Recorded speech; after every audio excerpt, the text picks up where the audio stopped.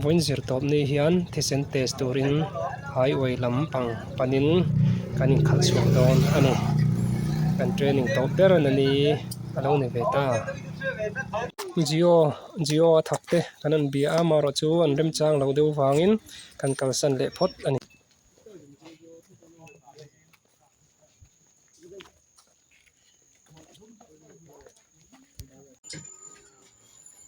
voin chu highway kan kal chuak ani highway ke ma moi po in keng vat mai thei zawa voin chu practical kan ti dona zawa po phur khop mai amu thei to lo ni sana po choi po tui lo he lampang he kho thang lampang kal na zel kha ni tian chiang de wang khi lam ki ma mit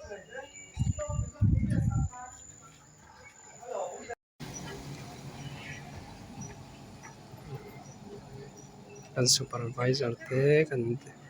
DPR te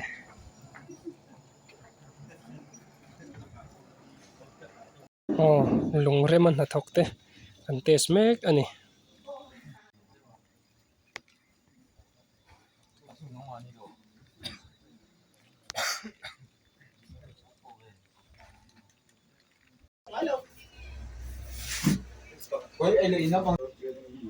mi paruk pasri borvel kan test to nuin midang test le tu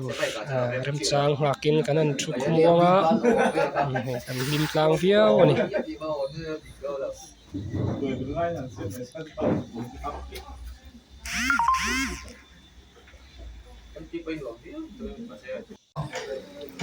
dar khat borvelin ril te tram to boka thupui dora kanan chol lut lok ani ril tram to boka chaw te rice te kan ei chu ani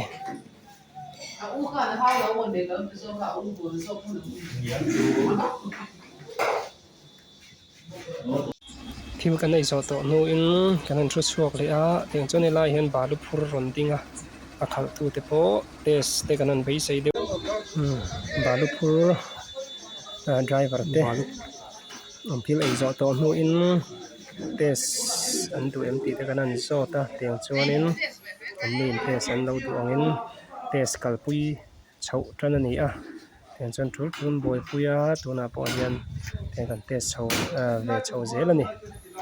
ning te kan ei zo ta teng chuan kan test chho don ani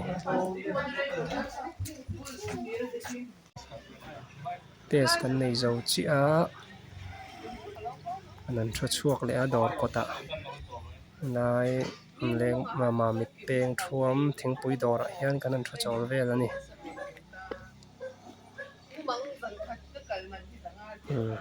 chol pa in driver ho pon kat anan deng khom wang ani hi